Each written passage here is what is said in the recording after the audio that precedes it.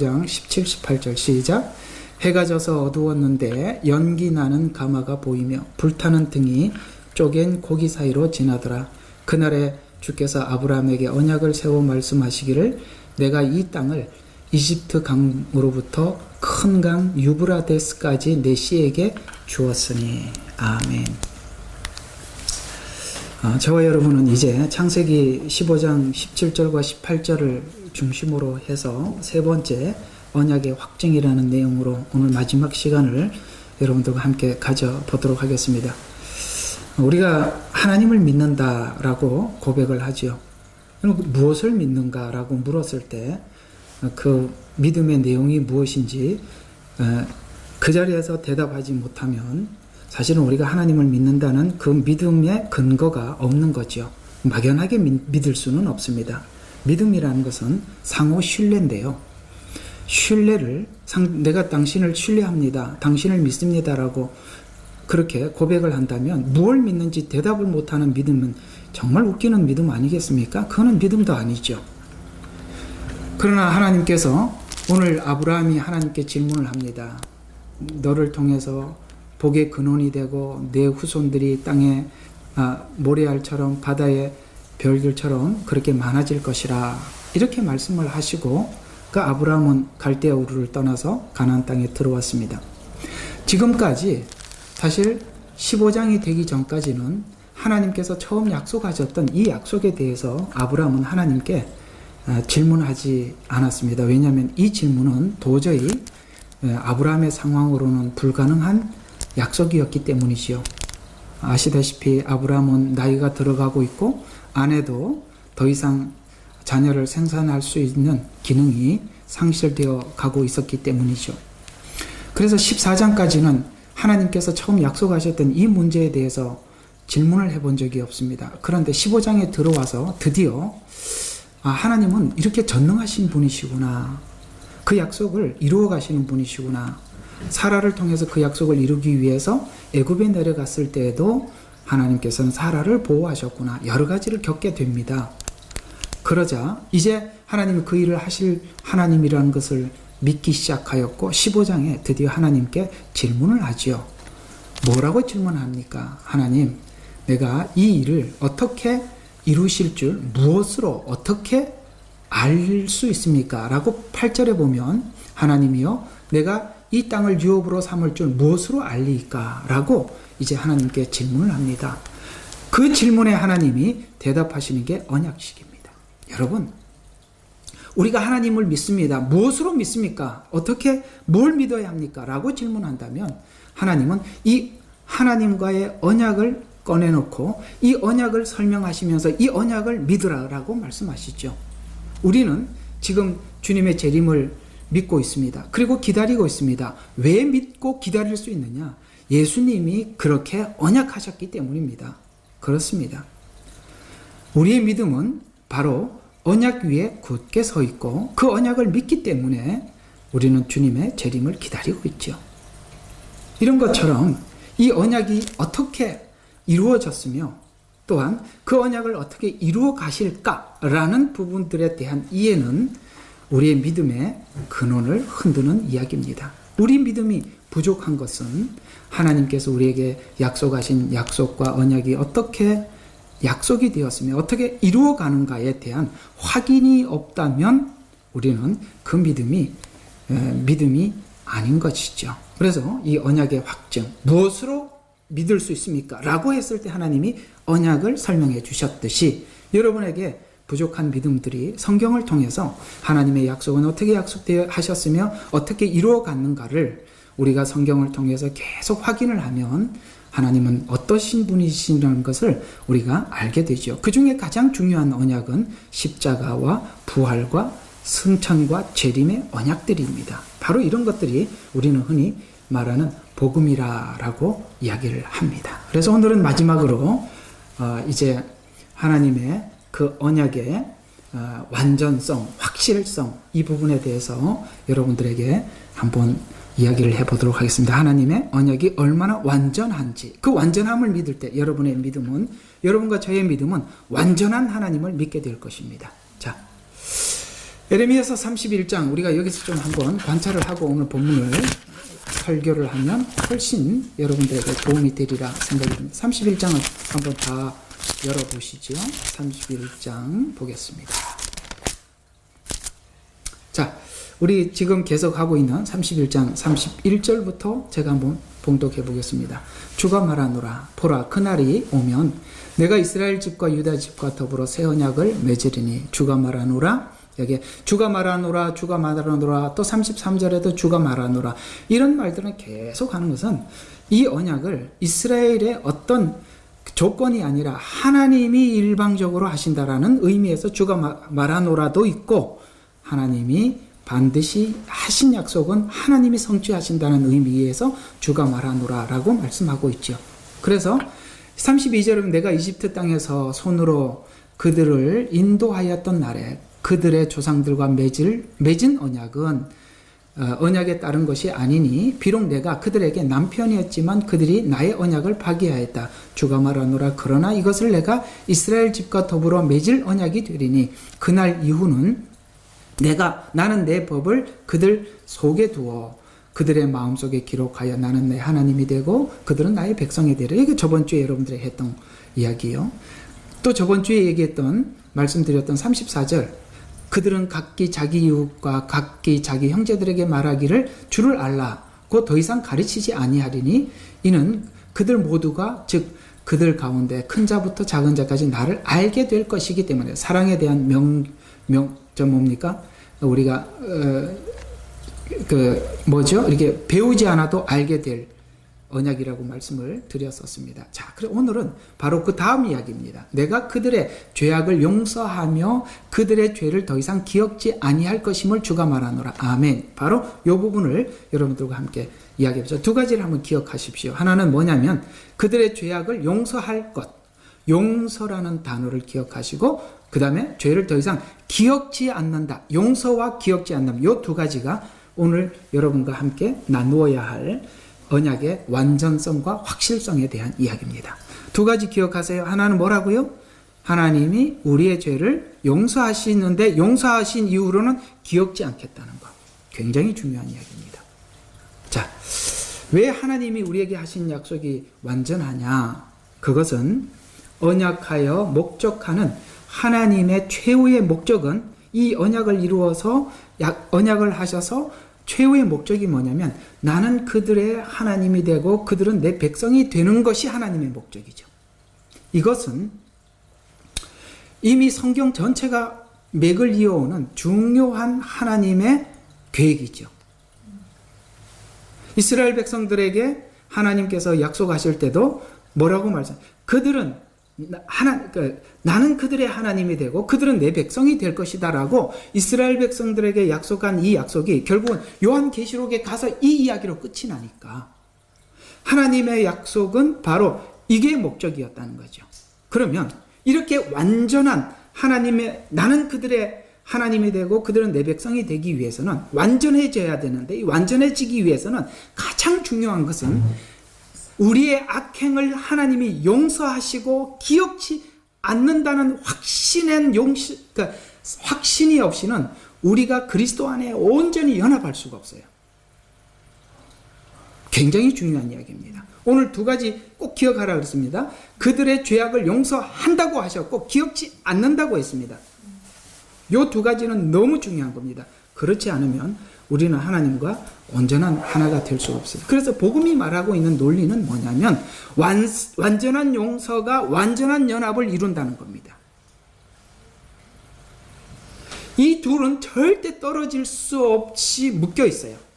우리가 그리스도 안에 있다는 것은 그리스도 안에 있고 예수님이 마지막 십자가 지시기 전에 하나님께 기도했던 얘기, 내가 아버지 안에 있고 아버지가 내 안에 있는 것처럼 그들도 우리 안에 있게 해달라고 그랬습니다. 이 온전한 연합은요, 첫 번째 완전한 용서를 전제합니다. 그렇지 않으면 절대 하나가 될 수가 없어요.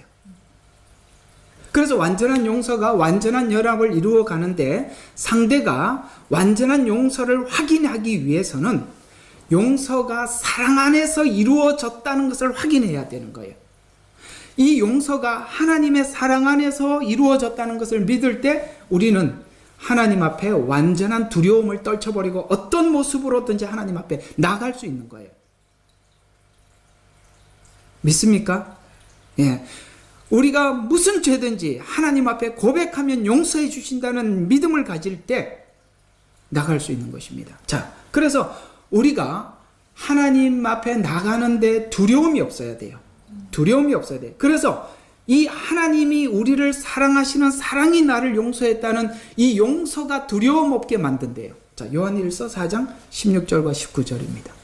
하나님께서 우리를 향해 가지신 그 사랑을 우리가 보세요. 사랑을 알고 믿었어요. 여러분, 우리가 뭘 믿어요? 하나님의 사랑을 알고 믿는 거예요. 우리가 하나님을 믿습니다라는 말은 하나님의 사랑을 믿는다는 거예요. 그래서 하나님은 사랑이시라.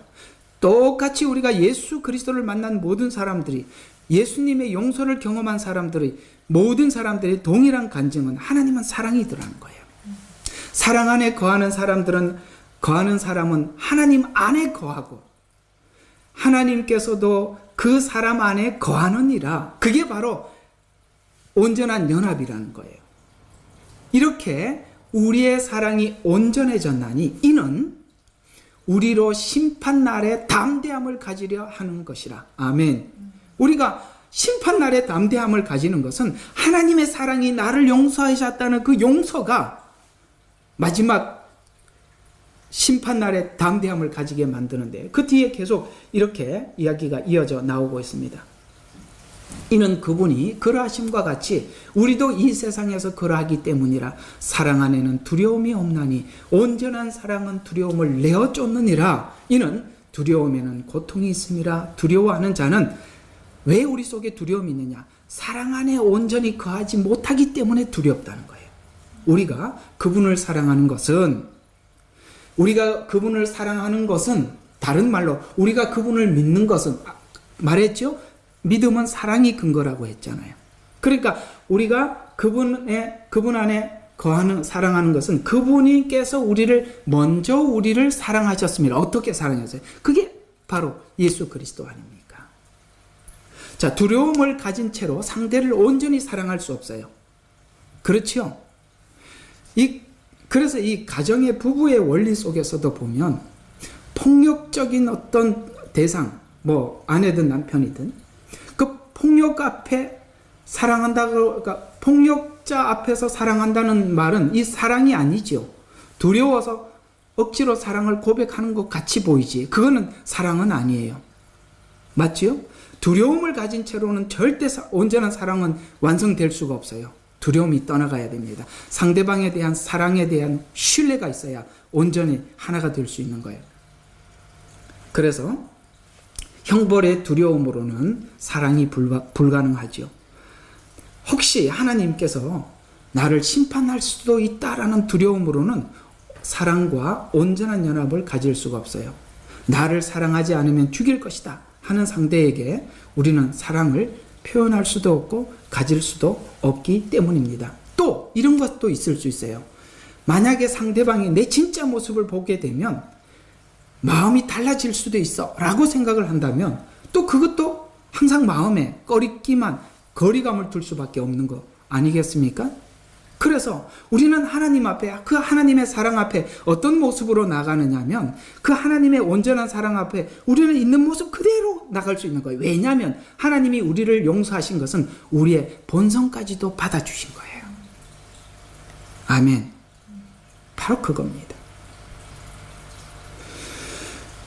그래서 용서와 사랑은 같은 방향이며 같이 갈 수밖에 없어요. 우리가 용서에 대한 확신이 없이는 하나님을 사랑할 수 없습니다. 혹 내 진짜 모습을 보면 나를 버릴 거야 이런 생각이 든다면 우리는 온전하게 하나가 될 수가 없어요. 그래서 우리는 하나님의 사랑으로 나를 용서하신 용서 때문에 우리는 하나님을 경외하는 겁니다. 경외가 뭐죠? 하나님의 사랑과 공의로움이 성경과 하나님의 일하심을 통해서 우리는 여러 군데서 하나님의 속성을 이해하게 되고 그 속에서 우리는 하나님을 경외하는 경외심이 생기는 거죠. 우리는 하나님을 경외합니다. 경외심은 바로 하나님의 그 사랑 안에서 나오는 우리가 두렵고 떨림으로 그 하나님의 그 높으심과 위엄 앞에 우리가 자발적으로 하나님을 공경하는 겁니다. 경외하는 것입니다. 이것이 방종으로 가는 게 아니라 경외로 간다 이 말입니다. 우리 뒷집에 있는 이런 교회는 참 이상하게 하나님의 사랑을 오용해서 방종으로 가잖아요. 그렇지 않습니다. 우리는 하나님의 사랑을 알고 하나님을 경외하는 것입니다. 또 하나는 의로운 법이 나를 공격하고 심판할 수 있다고 생각이 드는 순간 또 우리는 겉과 속이 다르게 하나님을 섬기게 되죠. 맞지요? 하나님의 율법은 뭡니까? 의로운 법입니다. 여러분 로마서가 이야기하는 건 뭡니까? 죄와 사망의 법과 성령의 법 사이에 뭐가 이겼다고요? 하나님의 생명의 성령의 법이 죄와 사망의 법을 이겼다는 걸 믿으셔야 합니다. 이기셨다. 해방시켜 주셨다는 거예요. 이런 하나님의 그 십자가 복음의 가치, 그 십자가 복음의 넓이, 그 무게, 그것을 우리가 알고 믿을 때 우리는 뿌리 깊게 우리 신앙을 그리스도 안에 뿌리 내릴 수 있는 것입니다. 자, 하나님과 온전한 사랑의 관계 회복을 위해 우리는 우리를 먼저 사랑하는 것으로 하나님은 우리에게 확인시켜 주셨죠. 오늘 19절에 보면 우리가 하나님을 요한일서 2장 19절에 보면 우리가 사랑함은 그분이 우리를 먼저 사랑했기 때문이다라고 말씀하고 있는데 새 언약의 최후의 만찬 때 누가복음 22장 10절에서 새 언약을 옛 언약과 비교하면서 이렇게 말씀하고 있어요. 히브리서 9장 12절과 14절에 옛 언약을 이렇게 말씀하고 있어요. 염소와 암송아지 피도 거룩하게 되거든. 그렇죠. 이런 염소나 암송아지 피도 거룩하게 하는 이것으로도 우리 죄의 용서를 확인했었는데 영원하시고 흠없는 분이 자기를 하나님께 드린 그리스도의 피가 어찌 너희 양심을 죽은 행실에서 깨끗하게 하고 살아계신 하나님을 섬기지 못하겠느냐? 무슨 말이냐? 예수 그리스도의 피는 두 가지를 했대요. 하나는 뭐라고요? 양심에서 죽은 행실을 깨끗하게 했다는 거예요. 여러분 있잖아요. 제가 자주 여러분들에게 말씀드립니다만 사단이 지금 모든 영혼들을 공격하는 공격의 표적은 우리의 양심입니다. 왜냐하면 우리가 양심이 마비가 되고 양심이 죽어버리면 죄에 대해서 인지하지 못해요. 그런 의미에서 여러분 아이들에게 디지털에 대해서 그런 것을 절제시켜야 되는 이유가 거기 있는 것입니다. 여러분 우리가 이렇게 영상을 많이 보고 아이들이 자꾸 그렇게 게임에 노출이 되면요. 여러분 전두엽이 마비가 돼요. 전두엽은 과거의 기억을 기억하게 하고 그 다음에 현재의 어떤 상황에 대해서 그것을 과거의 기억과 내가 가지고 있는 이런 여러 가지 사고들을 가지고 정리해서 앞으로 미래 계획을 세우게 만드는 이런 기능을 하는 건데 이 전두엽이 다 망가지게 되면 죄에 대해서 아무 것에 대해서도 반응하지 못하게 되는 거예요. 저는 이런 생각이 들어요. 차라리 아이들을 이렇게 디지털에 대한 노출시키고 이런 음식을 먹게 만드느니 차라리 그 아이들의 영혼을 위해서 시골에 가서 그냥 땅 파먹고 살게 하는 게 훨씬 나을 것 같아요. 정말 방어해야 될 게 너무 많아. 죄에 대해서 감지를 못하는 거예요. 여러분 저번 주에 제가 한번 이스라엘의 그 결혼식에 대한 이야기를 다 했죠. 다 신랑이 와서 신랑 아버지와 함께 와서 이렇게 다 하고 신부가 해야 될 한 가지가 있어요. 동의를 얻는 겁니다. 신부의 동의를. 그게 바로 마음으로 믿어 의에 이르고 입으로 시인하여 구원에 이르는 거예요. 우리가 하나님이 죄를 용서 다 하셨어요. 그러나 우리가 하나님 앞에 그것에 대해서 대답을 할 수 있어야 돼요. 대답은 누가 할 수 있느냐면 자기 스스로 죄에 대해서 인지하는 사람만이 하나님 앞에 죄를 회개할 수 있어요. 회개한다는 것은 자기 죄를 인정한다는 거예요. 이런 기능들이 다 망가지는 거예요. 정말 이게 아이들 교육을 생각해 보면 정말 막막해요. 왜냐하면 방어해야 될 게 한두 개가 아니고 모든 생활 속에 다 노출되어 있어요. 양심의 죽은 행실로부터 깨끗하게 하고 살아계신 하나님을 섬기게 된다면, 구원받은 사람들은요, 양심이 죽은 행실에서 깨끗해지는 것을 느끼게 되고 하나님을 섬기는 대로 가게 되어 있습니다. 이게 그리스도의 새 언약을 믿고 받아들이고 사는 사람들이 이 두 가지가 반드시 있게 되어 있어요. 구원받은 영혼들에게는. 죽은 행실이 깨끗해진다. 하나님을 섬긴다.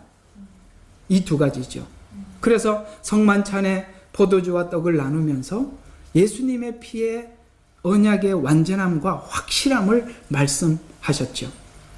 예수님의 십자가 보혈의 언약이 완전성이 된 것은 결국 십자가 사랑이 그 연합으로 갔다라고 말씀하신 것처럼, 처음에 하나님이 그 십자가 보혈이 처음 약속하셨던 그 약속이 드디어 이스라엘 백성들에게 출애굽기에 말씀하셨던 그 약속이 요한계시록 마지막에 21장까지, 그야말로 성경 최후에 3절과 7절에 그들은 그분의 백성이 되고 하나님께서는 친히 그들과 함께 계셔서 그들의 하나님이 되리라. 7절에 보면 이기는 자는 모든 것을 상속받으리니 나는 그에게 하나님이 될 것이요 그는 나에게 아들이 되리니, 이 표현이 바로 성경 전체가 말하고 있는 그 언약이 끌고 가서 결국 우리에게 이 약속을 이루시는 성경의 핵심적인 주제라는 거죠. 창세기 17장에 시작된 말씀이 출애굽기에서도 등장하고, 이 표현이 계속 이스라엘 역사 속에서 계속되다가 최종적으로 요한계시록에서 완성됩니다.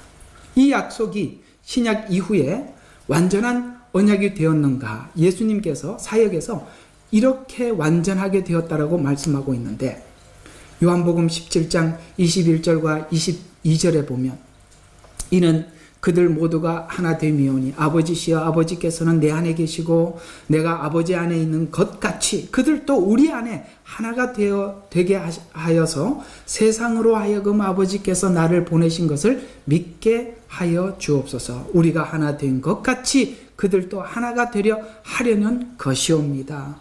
이렇게 온전한 하나가 되기 위해서는 용서의 확실함, 그 죄를 다시 기억지 않는다는 것을 믿을 때 우리는 이 있는 모습 그대로 하나님 앞에 나갈 수 있는 거예요. 혹 내가 외식한다 할지라도 하나님 저 외식하는 자예요 라고 하나님 앞에 나갈 수 있다 이 말이에요. 하나님, 우리가 그 부족함을 가지고도 하나님 앞에 고백할 수 있는 거예요. 여러분, 죄 없는 깨끗함으로 하나님 앞과 연합한 게 아니라 죄를 가지고 연합하면서 그 안에서 씻겨지고 해결되어져 나가는 거예요.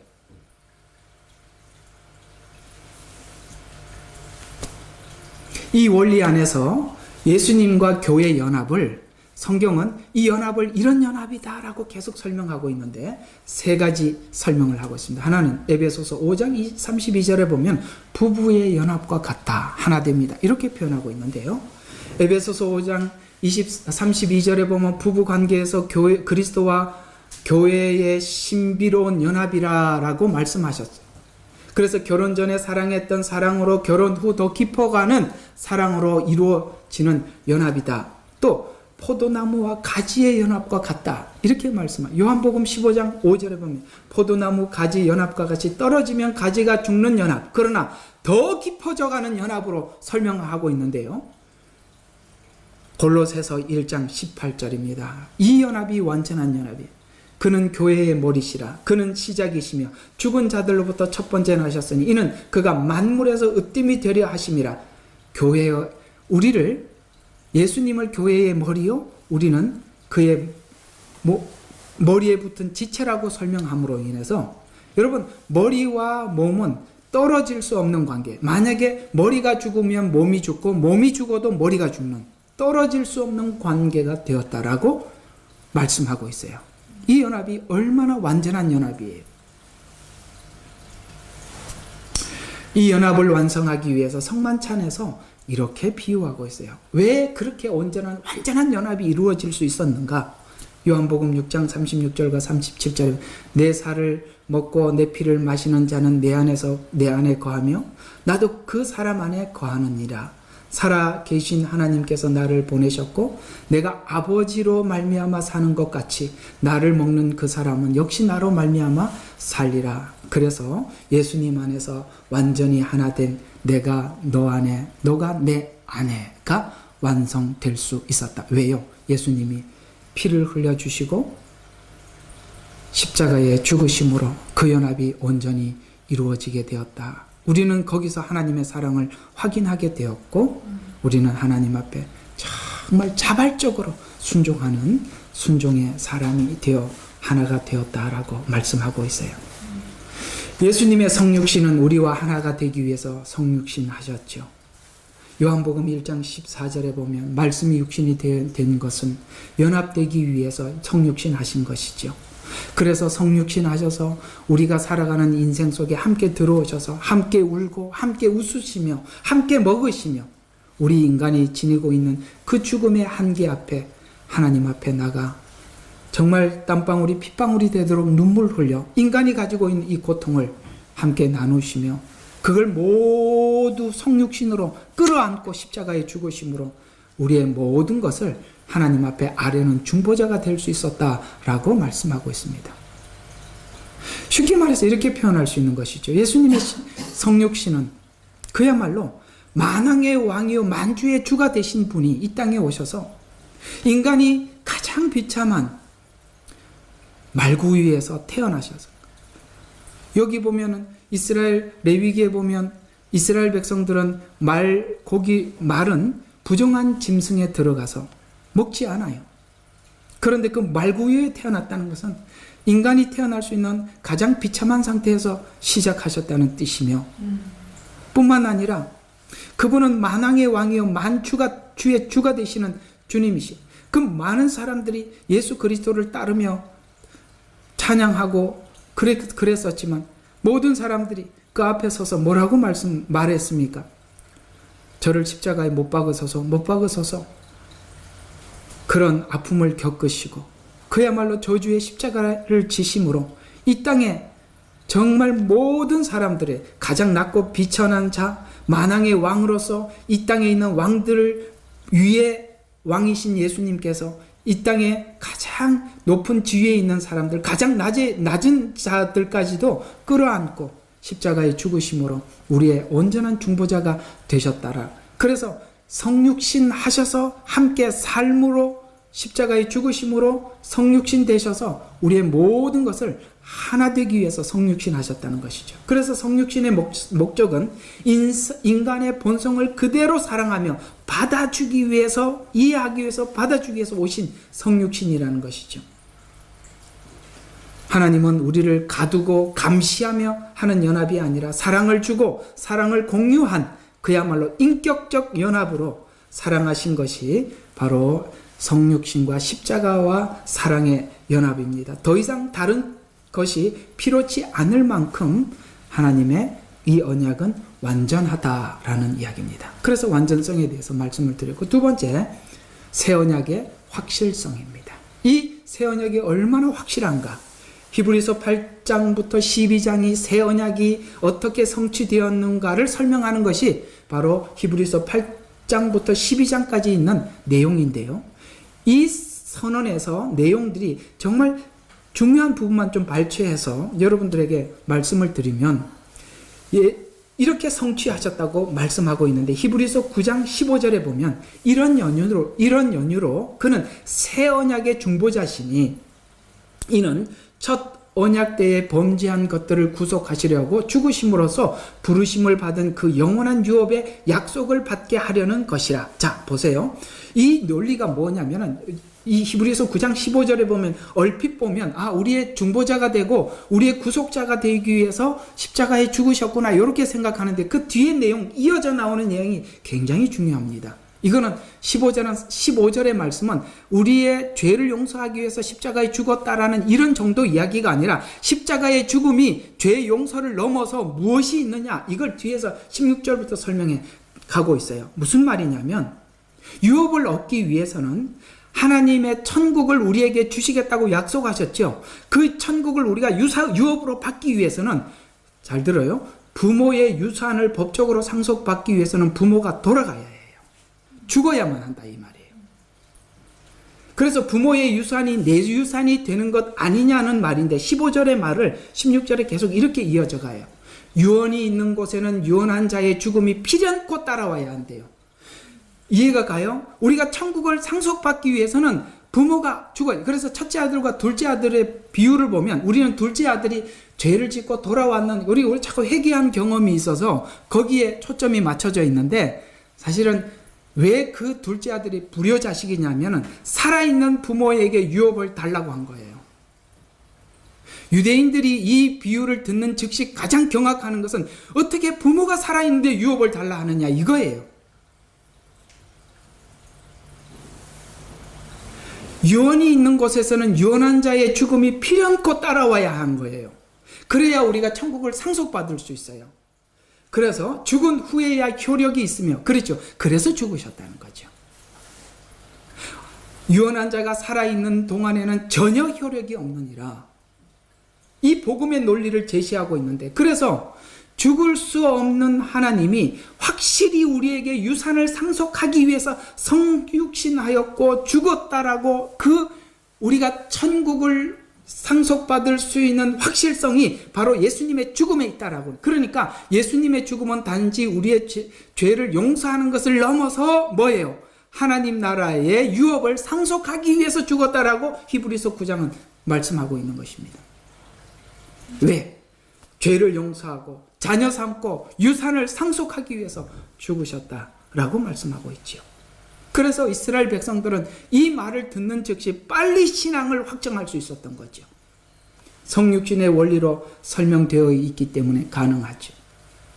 십자가에서 죽음으로 죽으신 것은 죄 문제를 해결하는 죽음이어야 하기 때문에 십자가에서 죽음이 표현된 단어가 유언이라는 말로 번역되어 있는데 유언은 원어로 보면 언약이라는 뜻입니다.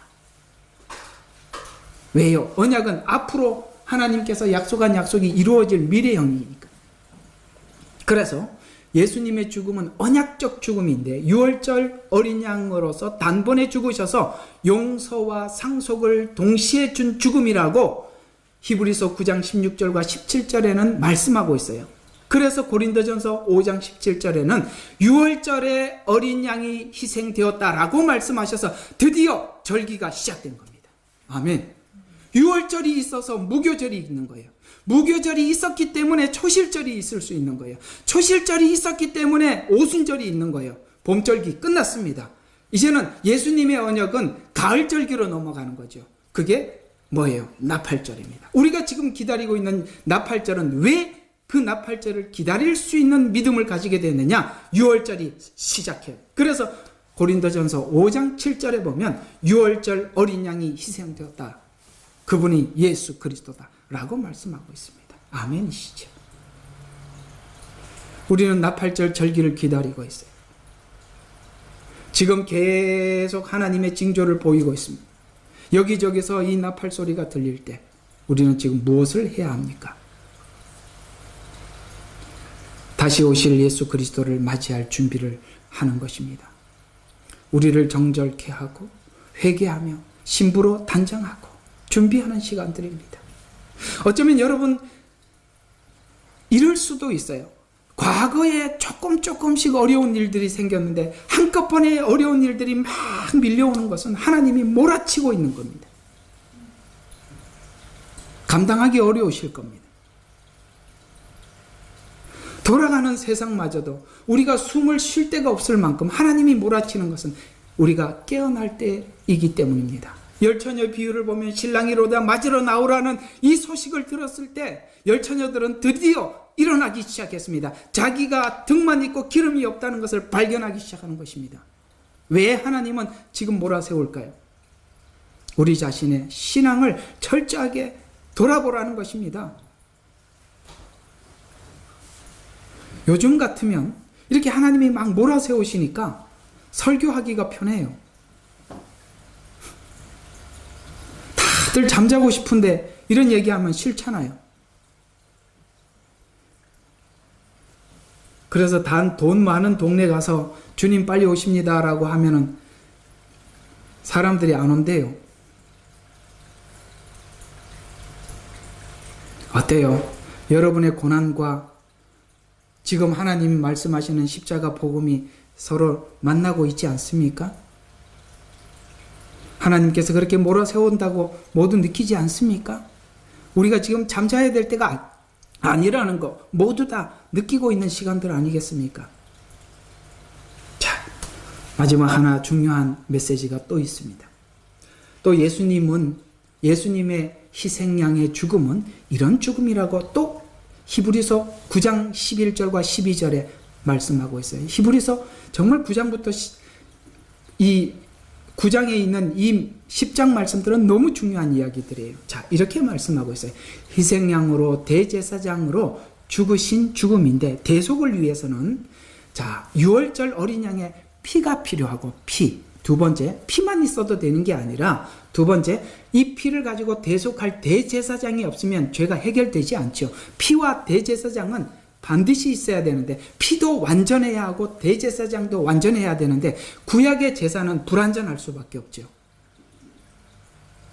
대제사장도 한계가 있고 피도 한계가 있습니다. 그러나 이 예식을 따라서 예수님의 사역을 설명하면 피를 들고 예수님은 자신이 희생 제물이며 자신이 대제사장이에요. 그 두 가지를 동시에 예수님이 수행한 것인데요. 대제사장이 필요한데 유월절 예식과 같이 1년에 한 번씩 피를 가지고 들어가듯이 구약에 그렇게 들어갔었어요.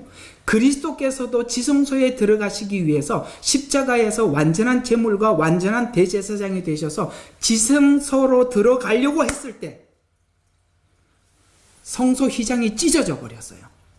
이해가 가십니까? 성경이 마태복음에 보면 예수님의 십자가의 죽음을 표현할 때 그가 죽었을 때 성소와 지성소 사이의 휘장이 위로부터 아래로 찢어졌다는 것은 아래에서 위로 찢어진 게 아니라 위에서 아래로 찢어졌다는 것은 하나님이 찢어졌다는 뜻이에요. 그런데 그러면 이 피를 가지고 지성소로 들어가야되는지 지성소가 사라져버려서 바로 어디로 올라가셨어요? 하늘 성소로 올라갔다라고 말씀하고 있는 거예요. 아멘이십니까? 너무너무 감격스러운 이야기 아니겠습니까? 야, 예수님의 십자가 구원은 이토록 확실하고 완전하시구나. 그래서 휘장이 찢어져서 땅에 들어갈 지성소가 없어져 하늘 지성소로 올라가셨다라고 성경은 히브리서에서는 말씀하고 있는 것입니다. 드디어 닫혀있는 하늘 성소문을 여신 것이죠. 그래서 승천했다는 말이 되는 것입니다. 그래서 9장 24절에 보면 이는 그리스도께서 실물의 모형인 손으로 만든 성소에 들어가지 아니하시고 이 지성소를 이야기합니다. 바로 그 하늘 자체에 들어가셔서 승천이라는 거예요. 휘장이 찢어졌으니까 바로 하늘 성소로 올라가셨다는 거예요. 왜? 그분이 그 증거는 바로 예수님은 완전한 피요 하나님이 보실 때 완전한 제사장이었다는 증거가 하늘 지성소로 올라갔다는 것입니다. 우리를 위하여 하나님 면전에 지금 나타나 계시기 때문이라 이렇게 승천하셔서 우리를 위해 대제사장으로 지금 무엇을 하고 있는가? 로마서 8장 34절에 보면 우리를 위해서 간구하고 계시며 구원에 완전하게 이르게 하기 위해서 이제는 히브리서 9장 28절 두 번째 자기를 바라는 사람들에게 구원에 이르게 하시려고 죄 없이 나타나시리라. 아멘. 재림을 기다리게 하셨다라는 뜻입니다. 그래서 승천은 언약의 확실성을 의미하는데, 그러므로 구원의 확실함과 확신을 누리며 살라라고 우리에게 말씀하고 있지요. 자, 결론을 말씀을 드리면, 그러면 왜 하나님께서 우리에게 어떤 조건을 걸지 않고 하나님이 이렇게 일방적으로 우리의 모든 구원을 이루시고 완성하셨느냐? 이유가 있습니다. 에베소서 2장 9절에 그 이유를 이렇게 설명하고 있죠. 너희가 그 은혜로 구원을 얻었나니 하나님의 선물이라 행위에서 난 것이 아니다 라고 말씀하고 있습니다. 왜 행위에서 나지 않는 이런 구원을 하나님이 이렇게 구원하셨느냐? 바로 이사야서 43장 21절에 보면 이는 이 백성은 내가 나를 위하여 지었나니 나의 찬송을 부르게 하려 함이라. 요한계시록에 보십시오. 그들이 천국에 올라가 하나님 앞에 서서 한 게 뭡니까? 그 하나님의 영광과 구원을 노래한 것입니다. 찬양한 것입니다. 우리는 사실 이 땅에 살아가면서 우리 하나님의 구원을 생각해 볼 때마다 우리 속에 찬양이 솟아나는 것을 막을 수 없어요. 우리 속에는 즐거움이 있어요. 우리 속에는 소망이 있습니다. 이 구원은 정말 하나님이 우리를 사랑하셔서 아들을 보내서 하신 구원입니다. 자, 그러면 오늘 이야기를 결론을 맺어보면, 오늘 여기 보면 아브라함을 부르셔서 내가 너에게 복을 주고 라고 말을 했습니다. 그 복이 뭐냐? 바로 저를 믿는 자마다, 예수 그리스도죠.